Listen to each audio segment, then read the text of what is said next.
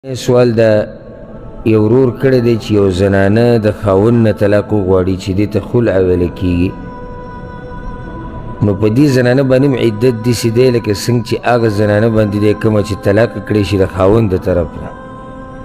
نو طلاق او خلع کې فرق دی. خلع هغه چې زنانه د خاوند نه طلاق وغواړي چې ما طلاق کړه، او یو هغه طلاق دی چې خاوند یې د خپل طرف نه ورکړي. یو هغه چې د خپل طرف نه ورکړي خو واضح دی چې درې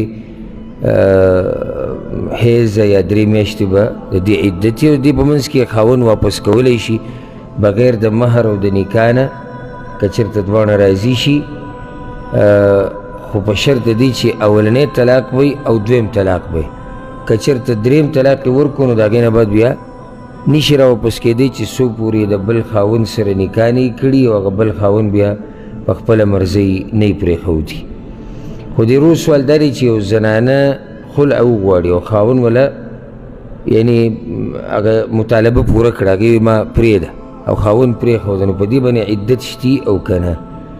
جواب د دې مسلې دا یاد کوي چې هر هغه زنانه چې د خاوند نه جدا شي، که هغه په طلاق سره جدا کېږي، که هغه په خلع سره جدا کېږي، او که هغه په وفات سره جدا کېږي، په دوی باندې عدت دی. یعنی چې یو ښځه خاوند یې مړ شو نو 4 میاشتې 10 ورځې به تېروي.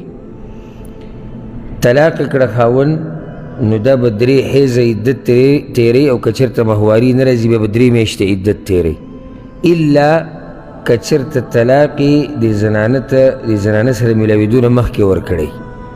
لکه قرآن کې الله وایي یا ایها الذین آمنوا اذا نکحتم المؤمنات ثم طلقتموهن من قبل أن تمسوهن فما لكم عليهن من عدة تعتدونها. ای ایمان والو که چېرته تاسو د یو زنانه سره واده وکئ او هغه زنانه له بیا طلاق ورکړئ مخکې د دې نه چې تاسو یې مسح کړئ او تاسو ورسره میلاو شئ، یو ځای شئ ورسره، نو بیا په دې باندې څه عدت نشته. یعنې طلاق یې کړه بس وروسته پې عدت نشته چې دا به 3 حیض یا 3 میاشتې انتظار کړي. او خلع کې عدت چې دی د صحیح قول مطابق او د دلایلو په رڼا کې هغه دی چې دا زنانه به یو حیض انتظار کوي، 3 نه یو حیض.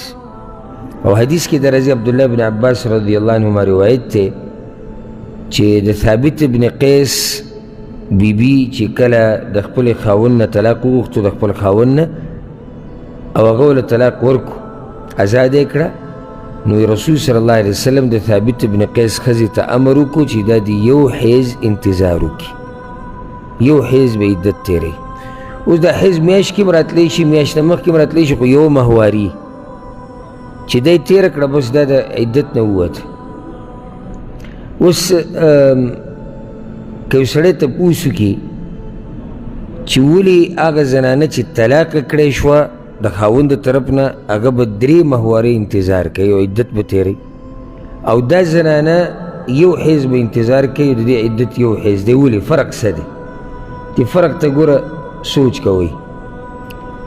اصل کې په شریعت کې چې کله یو زنانه د خاوند نه طلاق وغواړي او خاوند طلاق کړه یعنی آزاد یې کړه، نو دې ته د خاوند دا ښځه په هغه وخته پورې نشي راواپس کولی چې څو پورې ښځه راضي نه وي، ځکه چې هلته ښځې طلاق غوښتی دی که نه، نو چې څو پورې ښځه راضي نه وي دا خاوند دا ښځه نشي راواپس کولی،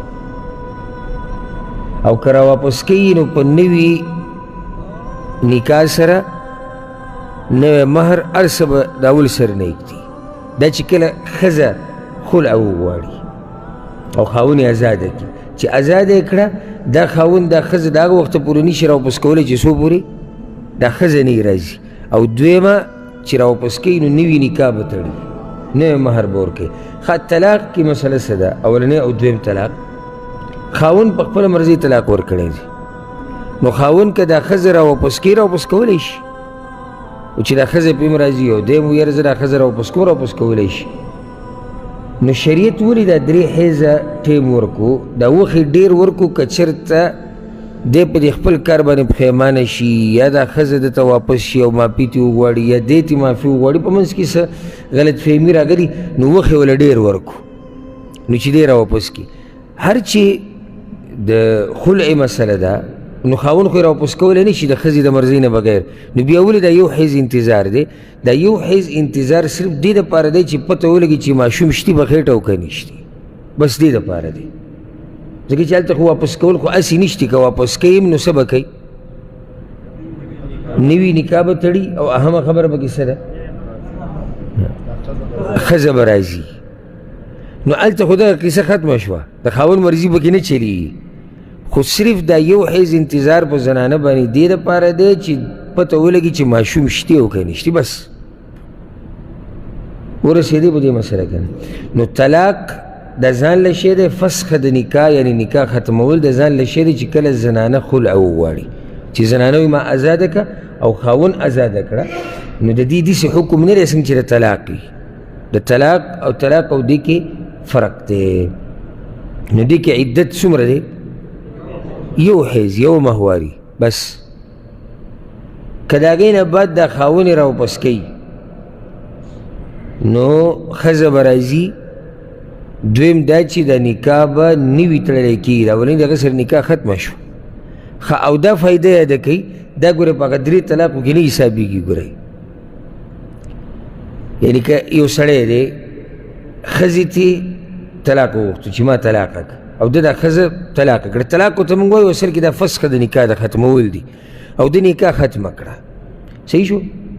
بیا څه وخت بعد ښځه او سړی راضي شو، نوي نکاح یې وتړله، نو دې سره څو طلاقه دي چې ورکولی شي؟